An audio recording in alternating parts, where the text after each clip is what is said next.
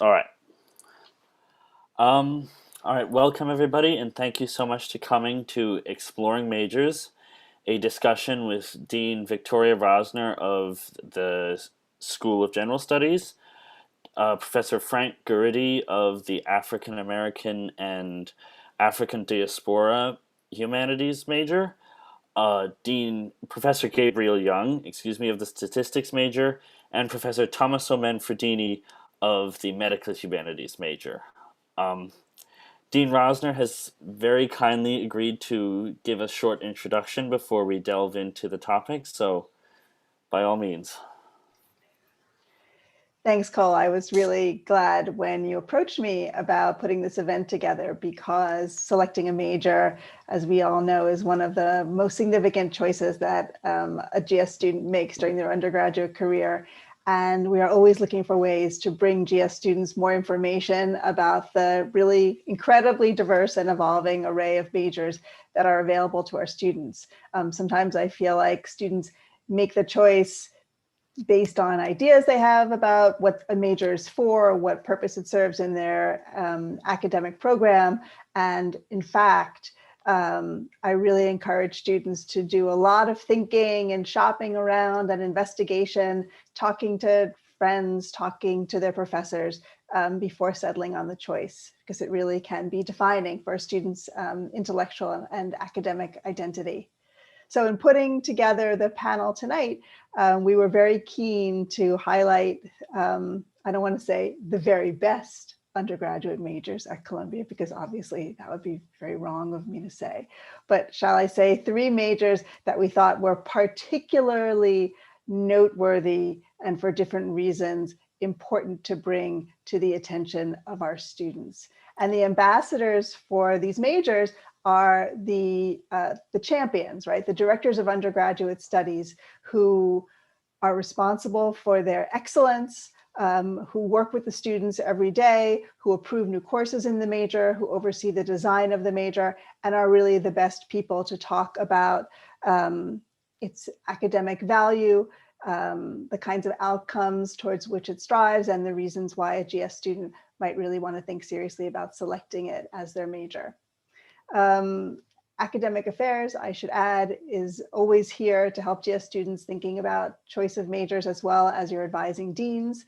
But the real star of the show tonight, as I said, are our wonderful faculty who have come to speak to you about these majors. So what I'm going to do now is introduce them each, and then they will each give an overall kind of preview of the major. And then Cole, I understand that you have some questions that you're going to bring to the faculty as well. Yes, correct. Okay, so I'm going to introduce each of the professors in the order in which they're going to speak, and then we'll take it away from there. So I'll start with Professor Frank Guridi, who specializes in sport history, urban history, and the history of the African diaspora in the Americas. Very exciting to say that he has a new book coming out this year, The Sports Revolution: How Texas Changed the Culture of American Athletics.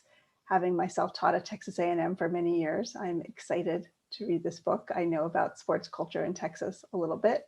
The book explores how Texas-based sports entrepreneurs and athletes from marginalized backgrounds transformed American sporting culture during the 1960s and 1970s, the high point of the Black freedom and second wave feminist movements.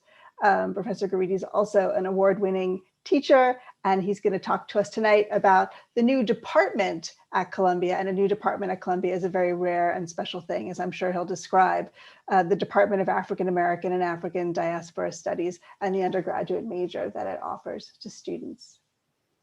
I'm going to introduce everyone at once, and then Frank will circle back. So I think next we'll hear from Tommaso Manfredini, lecturer in the Institute for Comparative Literature and Society and the director of undergraduate studies at ICLS. He's also a member of the French department, and his research explores the intersection between language and translation, the formation of borders, and the regulation of human mobility on a global scale, and in the central Mediterranean in particular. And he's going to be talking to us about the very, very newest major for undergraduate students at Columbia, which is the major in medical humanities. And that major has evolved out of a longstanding program in ICLS, as I'm sure he'll describe. But the major is brand new, and the creation of a new major at Columbia takes something like 2 years. So you have to have a lot of fortitude and determination. And I'm sure he will show those qualities as he talks to you about the new major tonight. And our third speaker will be Professor Gabrielle Young coming to us from the statistics major.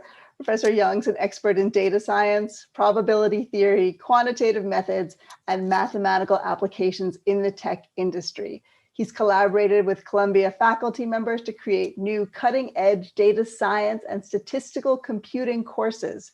His own research specializes in applications with high-frequency financial and econometric data. I knew I wasn't going to get through that, but I'm trying hard, as you can see, including the theoretical development of functional factor models applied to yield curves. There are so many interesting quant majors to choose from, and students, I think, sometimes struggle thinking, am I going to major in econ? Am I going to major in computer science? Am I going to major in statistics? But statistics is a field that has such wide-ranging application. Students from so many different backgrounds, so many different areas of interest really can thrive in statistics. So we thought that would be a wonderful, it's an older major at Columbia, but one that is changing all the time. And we thought it would be a wonderful addition to the little bouquet that we're presenting tonight. So with all that by way of prologue, let me turn things over to Professor Guridi to get us started. Thank you. Thank you, Dean Rosner. Thanks for asking me to participate in this event. Anytime I have a chance to talk up African-American and African diaspora studies, I do it. So I'm very happy to do this, particularly with GS students, who are some of my favorites. One of the great joys I've had teaching at Columbia is engaging with both Columbia College and GS students. And I always have both for my classes. And it's one of the wonderful things I've experienced here. So I'm jointly appointed in African-American and African diaspora studies and in the Department of History. I'm a historian by training.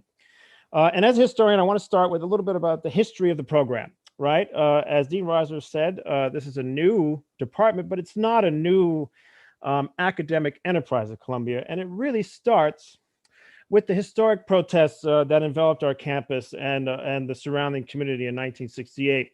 Right, which transformed Columbia and had, an enormous impact on Columbia, and I think in an academic sense, a positive one.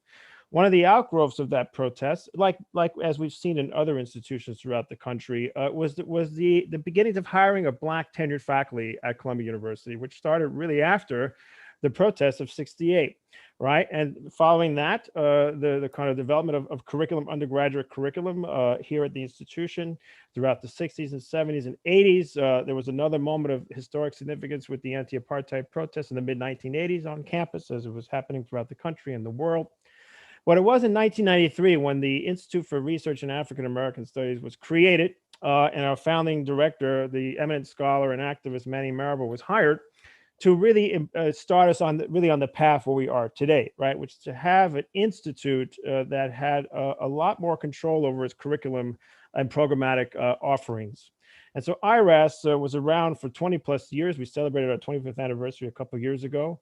And under Manny Marable's leadership, it really had an enormous impact on the institution, and I would also say on the surrounding Harlem community. And it was in 2016, 17, 18, when it became clear that the time was right for us to departmentalize, right? And departmentalization is significant because it allows us to hire and tenure our own faculty, right? When you're at institute status, when you're not a departmental status, your faculty are not just pulled in different directions, but they really have divided loyalties, and their service to the institute is really just as a labor of love in a lot of ways. So in 2018, our department was created and named the African American and African Diaspora Studies Department, headed by our inaugural chair, the eminent scholar, Professor Farah Jasmine Griffin. And this is significant, not just for the institution, but for students, because it really signals the central administration's, commitment to the field as a department, right? Not just as a program that offers courses. And so it really has expanded our reach. And although some of our expansion has been hamstrung by the pandemic, we are feeling very optimistic about the road ahead. And I'll share with you some of those reasons as I keep talking here over the next couple of minutes. Why do we call ourselves African American and African Diaspora Studies Department?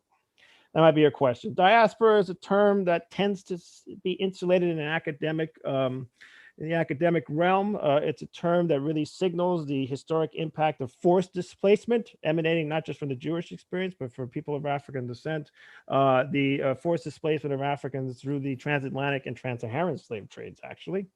And Black studies as a field of inquiry has always been transnational, has always been global, and has always been transcultural, right? So even as it became institutionalized in institutions like ours as African American studies, the Black experience has always been transcultural and global, right? And the beauty of having our program here in New York in proximity to the historically significant community of Harlem is that you're able to experience the diaspora every single day, just walking around campus and walking a few blocks away to 125th Street, right?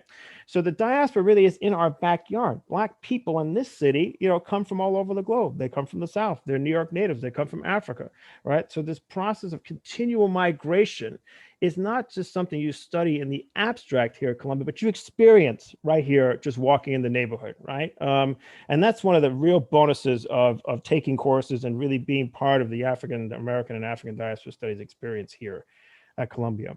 One other thing I want to say is sometimes I think there's a bit of a misconception that African American studies and Black studies is a field just for Black people and just for Black students, and I really want to debunk that myth this evening. Right, this is an interdisciplinary field enterprise, scholarly enterprise that is open to all people, that allows us to understand fundamental issues that are pressing in our contemporary world, and we're pressing in the past as well, right?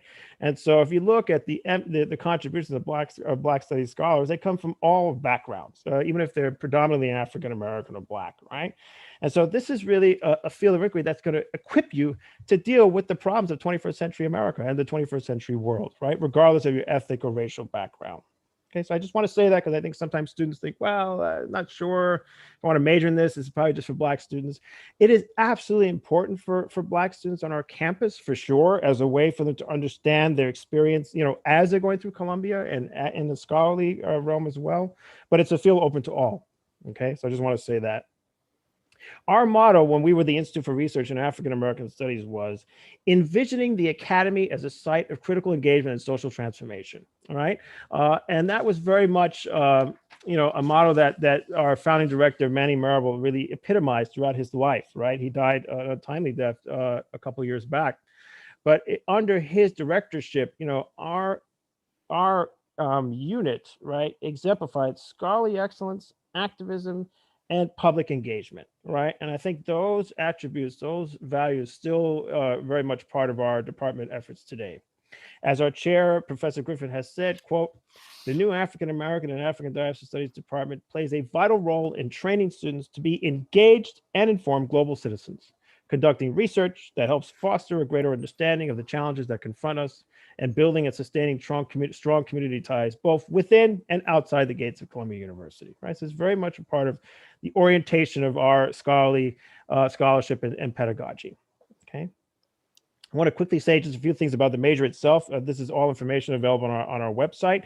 The beauty of having a bunch of faculty who are jointly appointed is that there are a wide array of courses that are available for you that count for the major, right? We offer 60 courses in 10 different departments, right? Not just our own. All of our faculty are jointly appointed. And that means that it's not hard to find courses that count for the major, right? So, like somebody like me, I'm jointly appointed in history. There are colleagues of mine jointly appointed in anthropology, in the School of the Arts, in English, et cetera, and so on, right? So you really are getting a kind of constant multidisciplinary approach to African American studies throughout the entirety of your program of study. For the majors, it's a minimum of 27 points. We have, obviously required courses, the intro course, the major debates course, which is offered in the senior year. We have what we call governed elective social science and humanities courses, in which we ask students to take courses in at least 2 different disciplines, right? So again, you can take a course in anthropology and history, all of it within the rubric of Black studies. And again, at Columbia, we have a wide array of courses like that. So it's not hard to find those courses. And I'll give you a sense of some of them toward the end of my presentation. We strongly encourage students to do a senior thesis because we feel very strongly that you should have the experience of learning how to be a knowledge producer in Black studies, right? A sustained project, a research project that will allow you to understand the dynamics of producing knowledge in this field. And it's not required, but we strongly encourage you to do it. Some students thrive in that system, others don't. So I recall, for example, or less interested, I shouldn't say don't, in doing a thesis. But I just give an example of a thesis topic last year. I remember the presentation because we had to do it on Zoom because of the pandemic. A student did a whole paper on the phenomenon of Black Twitter, right? Looking at the impact of social media on Black activism today. Those are the kinds of projects that we see emanating from some of our majors today, okay? So yeah, so it's a very flexible major. The concentrations are very similar, it's scaled down, absent the thesis requirement. And so really students are really able to sort of pick up an array of courses that I think, that are also cohere within the kind of the broader mission of the department.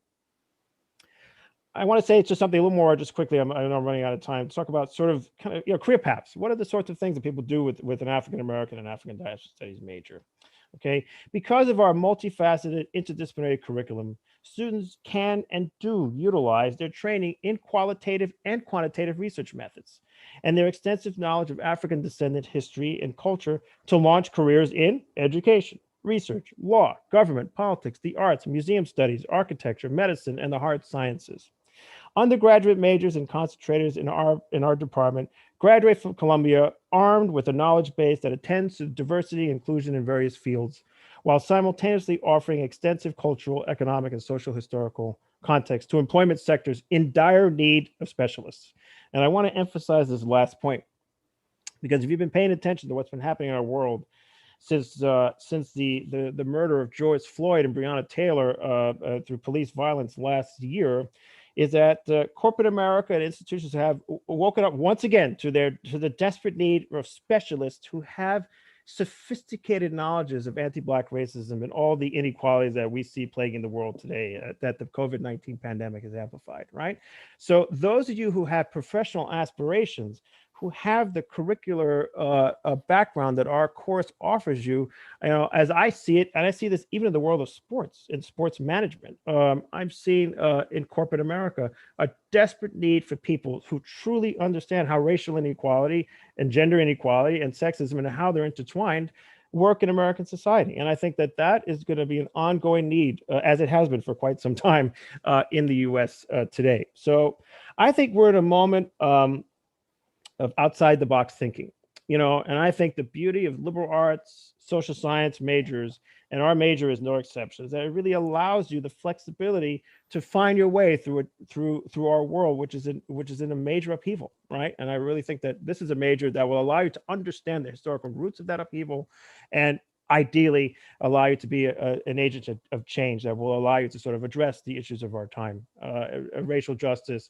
climate and catastrophe, the political crisis, et cetera, and so on. I will stop there because I don't want to talk too long, but we've had majors who were filmmakers. So one of our GS majors was Elegance Bratton, who was a GS graduate from 2014, a documentary filmmaker who made a really fascinating documentary called Pure Kids.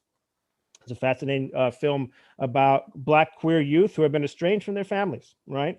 And I think, when I think of Bratton, I think of that strain of our majors who have done creative work in the arts, right? And again, armed with the coursework that they've gotten from our major. I think of David Johns, who does educational policy work, who was on President Barack Obama's White House initiative on educational excellence a couple of years back. He's now the director of the National Black Justice Coalition, right? So a strand of folks who are doing policy, social justice work. And then there's people like Nzenga Frazier, who's one of our earlier alums from our MA program, who's a historian doing public history on Black women in politics, an obviously important topic in contemporary politics. She's the director of the Shirley Chisholm Project here in Brooklyn. And those are just three fast examples of the many that we've had who've come through our program, have done some extraordinary, impactful work. So I will stop there, and I'm happy to entertain questions when we get to the Q&A part. Thank you so much. Thank you so much. That was a tour de force. Really impressive introduction. Professor Manfredini, would you like to go next? Yes, thank you. Thank you, Cole, and thank you to the General Studies Student Council for having me today, to Dean Rosner, and to my DOS colleagues here. I'm presenting as I'm presenting as the DUS of the Institute for Comparative Literature and Society. And I am presenting on a new major, as Dean Rosner said, the newest major, I think still the newest major probably, at Columbia, and the medical humanities major. The medical humanities began, the story of the medical humanities began as a track in 2012 within the Institute for Comparative Literature and Society and within the complete major. It was then known as Medicine, Literature, and Society, and it was spearheaded by the then director of the Institute, Stathis Gourgouris, and at the instigation, especially at the instigation and the encouragement of students. ICLS really represented an ideal home for this because of the focus that it had and it still has on team teaching and interdisciplinary negotiations between the social sciences and the humanities. Medicine, Literature, and Society, the major that I'm presenting today to you, was founded on an equally interdisciplinary commitment to the study of the body and health from the perspective of the humanities, the social sciences, and the sciences.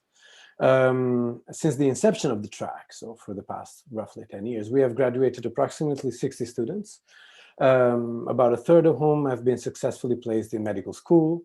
Another third have pursued other forms of graduate studies, such as PhDs, law degrees, MPH programs, and a third have chosen a variety of other creative and professional fields.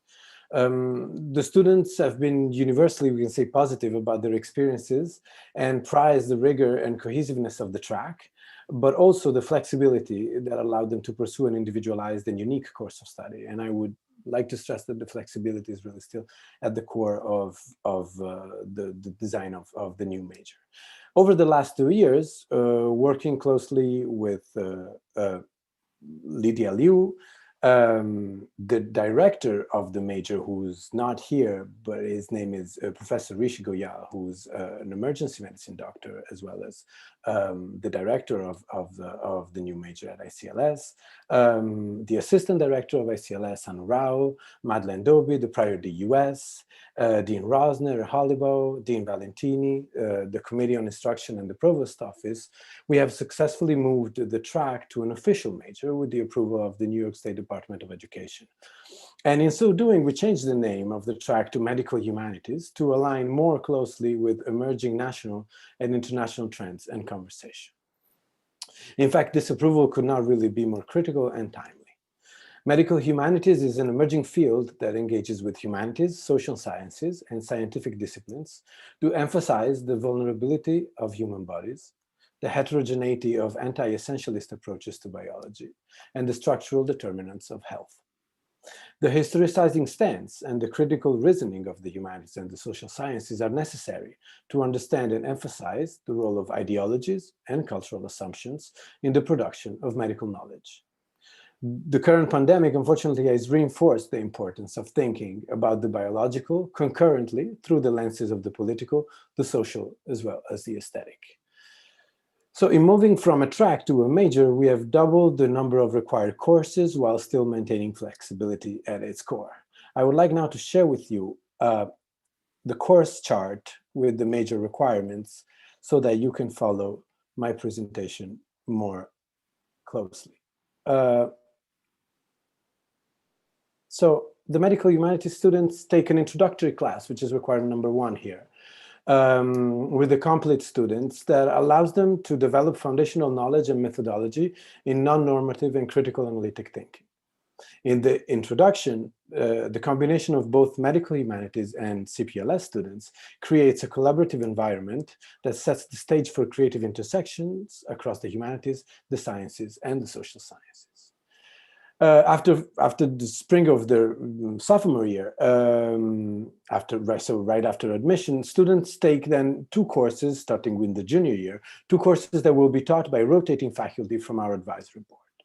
These core courses will emphasize contexts, experiences, and critical and conceptual issues in medicine and healthcare, but also offer a perspective more aligned with cultural critique in the humanities, in order to consider the social, the political, and even the economic factors that shape medical encounters and the institutions. Healthcare, for instance, now employs more Americans than any other industry. The core courses will focus on how contemporary biomedical science affects culture, by dictating, for instance, the conventions and norms of medical training, practice, and professionalization, as well as cultural attitudes and epistemological questions about personhood, disability, illness, and death. Students will engage pressing and important questions that impinge on the body, on politics, aesthetics, and the social world. These courses take seriously the question of how many ways of knowing and experiencing the world are shaped by a hegemonic medicalized framework, and this is a very important question. The critical examination of such a framework can teach us about human experience in the past, as well as in the present. Underpinning the core courses is an interest in how forms of representation and interpretation work to disseminate the influence of biomedicine, whether in a literary text, in an institutional setting, or even in an empathetic exchange. During their course of study, students are invited to build a concentration or nexus within the medical humanities. And this is where really much of the flexibility and the opportunities to build your own major come into play. Some past examples of these nexus include literature and medicine, narrative medicine, medical anthropology, technology and health, history of medicine, comparative public health, disability studies, neuroscience and identity, biopolitics, and bioethics. In conversation with the director of the major, they take 3 electives that support growth in this subfield, in their chosen subfield. These classes are drawn from other departments all across the university, including the narrative medicine program, the bioethics program, and the School of Public Health. These are requirements 6 to 8 in the chart that you are seeing. Additionally, the medical humanities major shares a commitment with comparative literature to advanced language study. This is in the requirements that have to be fulfilled prior to the application. Of course, to those of you who are interested, I'm more than happy to speak about them, but also within the major. Foreign language work empowers our students to do sophisticated comparative and historical studies of both health systems and health beliefs. It prepares them for global public health work, and it improves their future ability to care for the often marginalized non-English speakers in our hospitals. The study of language is really one of the most thoughtful ways of entering into the situation or the mindset of another person, and a skill that is crucial for future healthcare practitioners. If we approach language in its widest sense, the study of medicine and its rules, protocols, and codes as a language can provide unique insights into how medicine works and how it can be changed. Finally, and this is requirement number 11, all students also take a senior seminar. This is the other requirement in common with comparative literature and society majors. The senior seminar focuses on interdisciplinary topics and approaches that combine strains from the sciences, the social sciences, and the humanities, like reproductive health and gender, trauma and narration, genetics and identity, and language asymmetry in the delivery of care. The progression from introduction to the senior seminar will reflect the progress the students will have made in the major. My presentation stops here, and I, of course, just like my colleagues, I'm more than happy to take questions that you may have, and I am available to anyone who is interested in exploring the possibility of applying to the major for a meeting, for office hours, in and inside office hours. Contact me at your convenience. Thank you very much. Thank you so much, Professor Manfredini. That was a really excellent, in-depth review of what's going on in the medical humanities. Last but most certainly not least, Professor Young, take it away. Can you see my screen? Yep. Awesome. So first I want to thank Cole and Victoria for putting this event together, and put a special emphasis on Victoria for all the work that she does for everybody. Also, it's an honor to be included with such high-level faculty members in this meeting. My slide deck is a little bit more traditional, so it is hard to follow up after those amazing presentations. What my goal is to just convince everybody what it means to be a statistician, and also why is it a good idea to choose statistics as a major. Quick introduction, I'm the co-director of undergrad studies. My name is Gabriel Young. I've been here for 5 years. The other director of undergrad studies is named Professor Ron Neath, and both of us perform advising tasks for our department related to anything statistics. Obviously, dual majors, like a math stats major, I'll do the stats component where the math department deals with the math component, etc. So let's discuss what statistics is in general. And the field of statistics, and this is somewhat my opinion, you might talk to other faculty members to have a slightly different opinion, but the field of statistics seeks to answer questions about a population based on collected data. And that's a very vague statement fundamentally. And what I want to emphasize is that the first bullet might not cater to everybody's interests, because there's definitely going to be some GS students who heavily enjoy mathematics. And I really want students to understand that there is a heavy math component in the actual stats major. So the data generating process is probabilistic. So you can think of when you collect data on a very, very surface level description, drawing data out of an urn. So there's this notion of probability theory that's heavily attached to data analysis. So do note that the actual mathematical field of probability theory provides the basis and foundation of statistical analysis. So I'm going to get ahead of myself a little bit, but we have an actual major that uses the theoretical trains students to understand the theoretical underpinnings, but we also have a concentration that actually fits well with students who are only interested in data analysis, which actually might complement, for example, the African American studies majors. You could get that as a major and then a concentration in stats to help strengthen your overall degree. And we'll discuss that in a moment. Obviously, that's just not unique to African American studies, but hopefully you understand what I'm saying. So to touch on the first bullet, the field of statistics seeks to answer questions about a population based on data. I just enjoy putting a simple plot up. Let me ask you guys who are watching the stream, is this trend going up or downhill, right? So, understanding how to actually specify a model to fit reality is a pretty useful skill, because once you've correctly classified the model, you might be noticing that the trend is actually going the opposite direction. So here we're seeing that in a very graphical perspective, that you can specify the model differently and actually gain a different result, which was maybe hard to tell without correctly specifying that. Regarding the second bullet, I am a mathematician at heart, and I don't want students to come into the field of statistics thinking that it's going to be just calculating numbers, if that makes sense.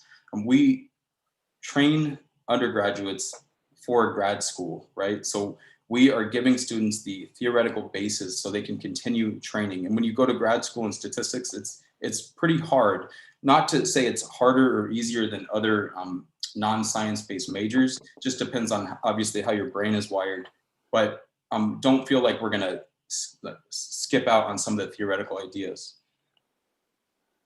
Regarding the actual discipline, we can break this apart. Exploratory data analysis is just fundamental tools to discover patterns in data. It's a very vague term, but I do want to heavily emphasize the next two bullets regarding inference and also prediction.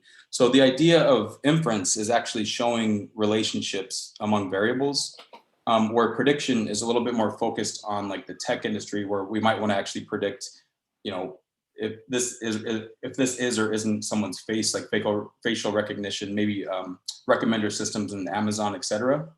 Obviously, there's several elements in statistics outside of those three main categories. Often students become, computer scientists after their degree. They end up being engineers for companies in a coding basis. Obviously, you could just be a classical statistician, work for pharmaceutical companies, and you can obviously keep training in mathematics. I keep emphasizing that point. A little bit about exploratory data analysis. I couldn't help myself. This is probably the most famous plot.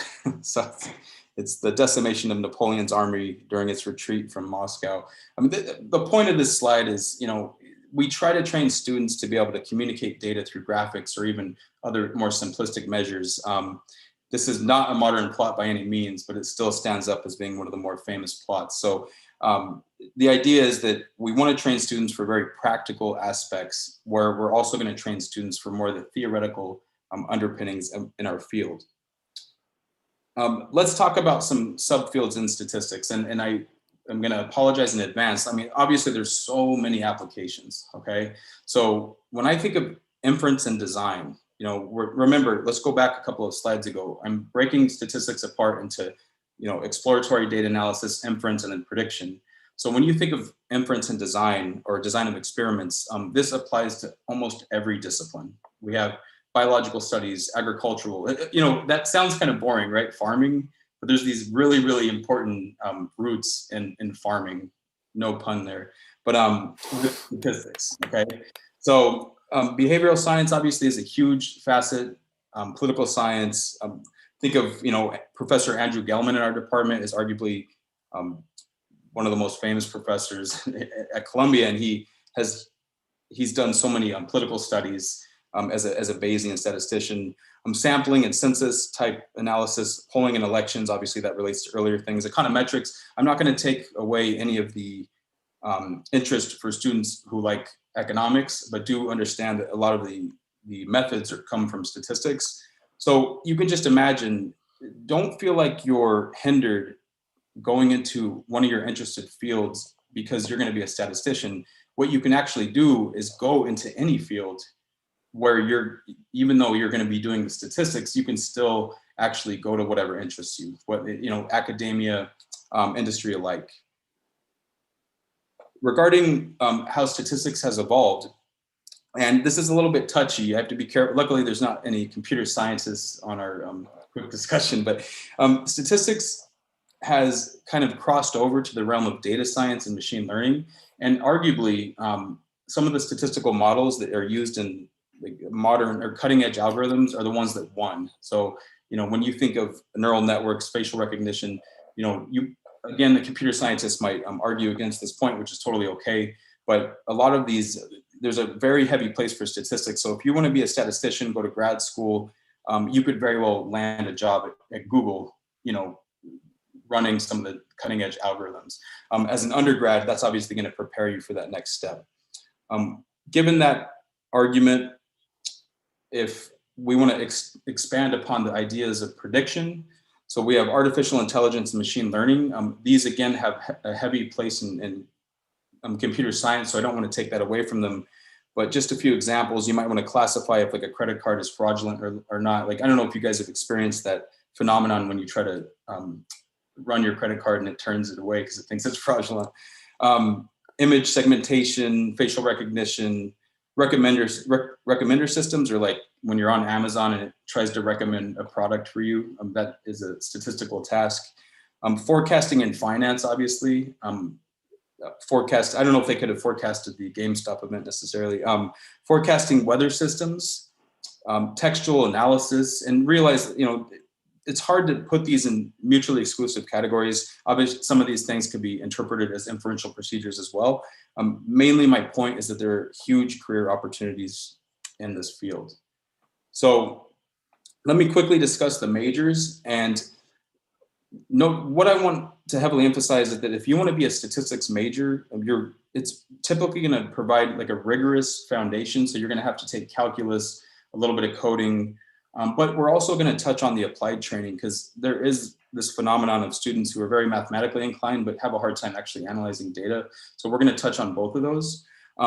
The listed majors we have in our department is a pure stats major, a data science major, and do note that data science actually used to be CS and stats. So it changed its name over the last couple of years, which arguably isn't, it's kind of a buzz phrase, but if you want to think of data science in a more rigorous outlook, then think of it as CS plus stats together. We also have economics and statistics as a joint major, and then mathematics and statistics as a joint major. Finally, political science and statistics as a joint major. Now, if you're not interested in actually pursuing the theoretical underpinnings, and that's totally okay. Like there's a huge place for students who want to pursue just an applied track. We also have the statistics concentration, which can be interpreted obviously as a minor. So the statistics concentration courses typically give students applied training. So all of the courses are actually going to have the phrase applied something. So it's like applied linear regression, applied data mining, applied methods, etc. And a few points about this, and I'm a huge advocate of the concentration, because what it's going to effectively do is strengthen your current major, and your current major does not have to be mathematical at all, because we do not require calculus for any of the concentration credits. So again, pick your major, and then you can kind of be like the statistician, with that major, if that makes sense. Typically, you can choose the default 6 concentration courses. So there are 6 courses. However, let's say you are a little bit more interested in advanced courses, then you can choose like a more rigorous track, and we'll still count that as concentration credits. Finally, for the political science stats majors, you can choose to take either concentration credits or the more rigorous courses for your major. Even though that's a dual major in political science stats, you don't have to focus on the heavy probability theory. One more thing, we have this BA MA option, and this is not unique to my department, but I do want to advertise this because it actually fits extremely well for students who don't declare a stats undergrad. The BA MA option offers Columbia students a streamlined, which includes GS students obviously, offers these students a streamlined application process and early admission to the MA in statistics program. So what we can do is you can graduate with the BA MA in less time if you plan your schedule out appropriately. This gives students the opportunity to begin earning credit towards the MA degree while still an undergraduate. Again, this is a great opportunity for statistics students and non-statistics majors, because sometimes as a statistics major, you might be tempted to take, a lot of courses will overlap with the master's. So as a non-stats major, it actually kind of works out in your benefit, because you can just take a few stats courses that will count towards your MA. So finally, if you want to contact Professor Neath or myself, we are the undergrad advisors. We're also the advisors for the BA MA, like I guess you would say the BA portion of the BA MA. And all of this information is also displayed on the website. So again, thank you for letting me speak. And I'm going to go ahead and end that presentation here, okay? Thank you so much, Professor Young. That was a lovely and excellent introduction to what's going on at the statistics department. We have 14 minutes left, so I would just like to ask each of you just a quick question before we wrap things up. Starting with Professor Gurity, I was wondering if you could elaborate just a little bit more about how students are would navigate or get aided in finding a topic within the diaspora of subjects that the African American Humanities Institute covers. As you mentioned, you have faculty in many different places. How would a student go about finding what they wanted to make their focus about, where they get to a point where they say, I want to write a thesis about this? Great question, and I should just answer with, at least initially, with the obvious one. They should be in touch with the Director of Undergraduate Studies, Professor Frank Gurity, to do that, which I should have emphasized. So I'm the new DUS. Professor Felez was the old one. So our program is pretty small right now. Every program has its kind of major numbers kind of go up and down. And one of the things that I think marks our department that's different from the history department, for example, which is a large one, is that our staff, our students are really tended to, by faculty, by the DUS, by our staff. Sharon Harris and Sean Mendoza. One of the great things about when we're in person, you experience this. Right now on Zoom, it's a lot harder. Is that when you go over to our office at 758 Scrimmar Hall extension, it feels like you walk into another place, even though it's Columbia, right? I mean, one of the things I love doing when I teach in the seminar is to see just students congregating in our hallway there. That's something you notice every single day when you're over there. So, part of the issue is once you find the DUS, or once you find our offices, students are tended to. It doesn't feel like a Manhattan Grand Central Station situation like some departments might feel. And I think that's one of the advantages of our department. So from there, so obviously they get introduced to the very topics in our intro class, right? Which is a global core requirement. So it's a big class. But one of the things that we do when we teach is that faculty from different faculty usually give guest lectures. So I've done this many, many times, right? So one of the things that we try to do with that class is to expose students to, from the perspective of a specialist, let's say we have a unit on the Harlem Renaissance. So Professor Griffin, who's a specialist in African American literature, will give that lecture on that topic, right? So students are seeing the different faculty in the department in the intro class, right? And so, so I think the other thing too is, at least historically speaking, students who tend to come to our class have social justice inclinations, though not always, right? So, they're going to be able to find pretty easily classes that would, resonate with their interests, right? So I think with the intro course serving as that kind of introductory course to the curriculum, but also to faculty. And I think because it's a small department still, I think there are ways in which we can direct you in various ways, either from the DUS, from the faculty teaching the intro class, or from the guest lecturers. And I think that's how it's tended to work up to this point. That's what I would say, right? So, so by the time you get, for CC students, but even for GS students through the core curriculum, once you start taking our classes, you're going to be able to identify topics pretty easily, because also aside from the intro class, most of our classes are very small. They're seminars, right? So students, again, have that kind of intense faculty student engagement that I think marks a lot of our classes. So that's how I would sort of, answer that question initially anyway. Thank you so much, Professor. Professor Manfredini, your breakdown of the course's requirements was impressive and very thorough. Thank you for that. I'm sure many students looking at it will really, really be grateful for that. What would you say? Would you say, for people still a bit on the fence, like how is are like the hard sciences integrated into it? To what degree should students really expect to be doing biology or life science or anything else like that within the major? Can they choose to make it a more heavy part of their assignments, or how would you say that balance is addressed? Thank you. Thanks. They can definitely choose to make it more heavy. As I've shown before in the course chart, there are two requirements that have to be science courses, right? But part of the flexibility of the major is the methodological or disciplinary nexus. And that can be really, it's a dialogical enterprise between the students' burgeoning interests and the director of the major, and it can really be designed and completed and fulfilled with the students' choice. That can be 3 courses in the sciences if that fits a project, or let's say a line of development of the students' interests and of the students' goals that is generally discussed with faculty, and not just with the director, but with faculty that have that really that particular development at heart. So so there is a we can say a fifth of the major requirements that is dedicated to the sciences, and that cannot be negotiated. But then within the nexus, negotiations can be made, and that really depends on a student's inclination, on students' projects and interests. So yeah, there is at least a way to make it half and half, really.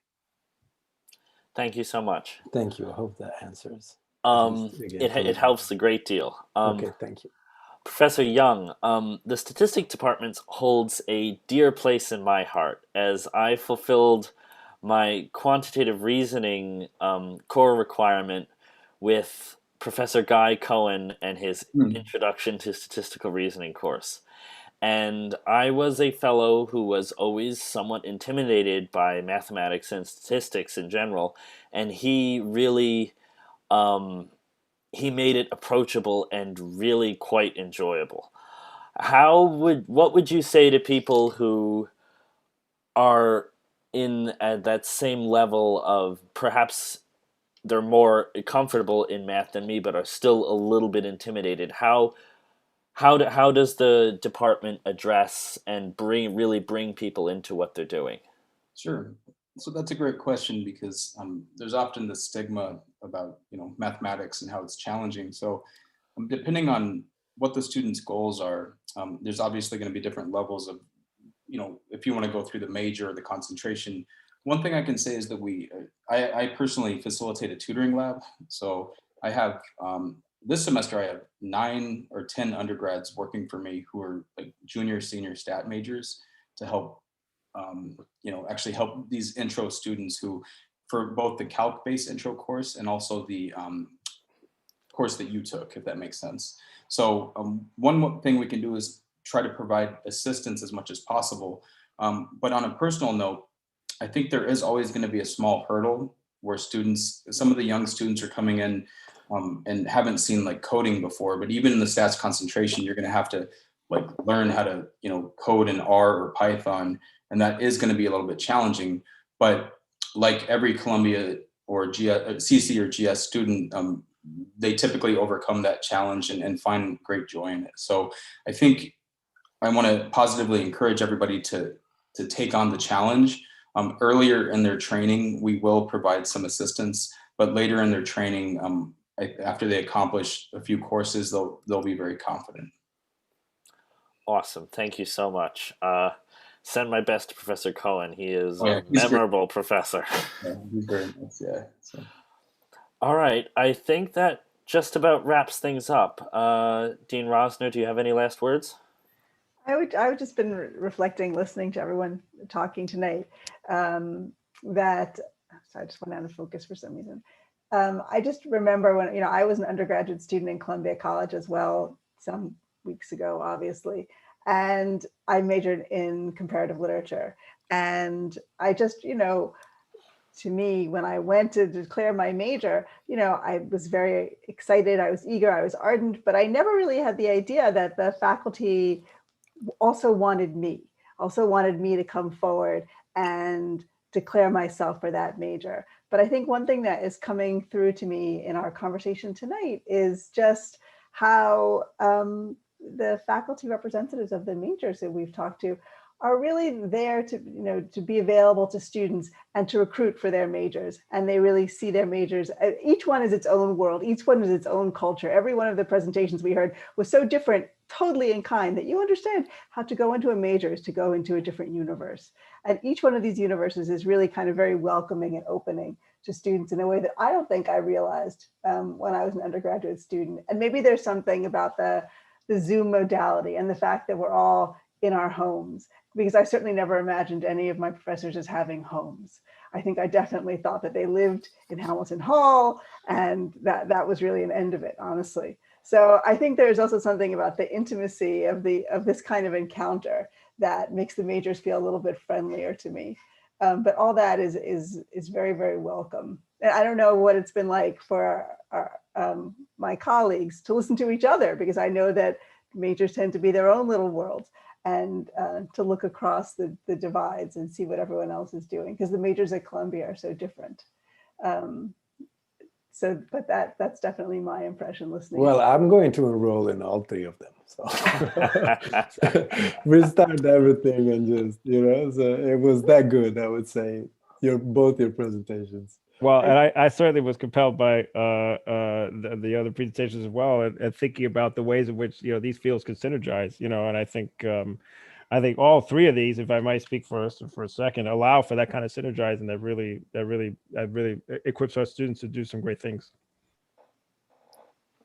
We don't allow triple majors, but if we did, it would be an incredible combination, I think. Yeah, but sorry, if I may, there's something actually really true in what you just said, Frank, because thinking from the perspective of students in our major, there are certain explorations that can be made, but like really clear links, between all these 3 that would actually give an edge and a cut to someone's project and to someone's interest that I think would be really relevant these days. And that's what universities are about, isn't it? Bringing people together in these intellectual ventures and making things possible for us and for the wider world. Well, thank you, Cole, for taking the initiative to bring us together for the conversation. Thank you all so much for putting your effort and time. Dean Rosner for working with me for many months on making this happen.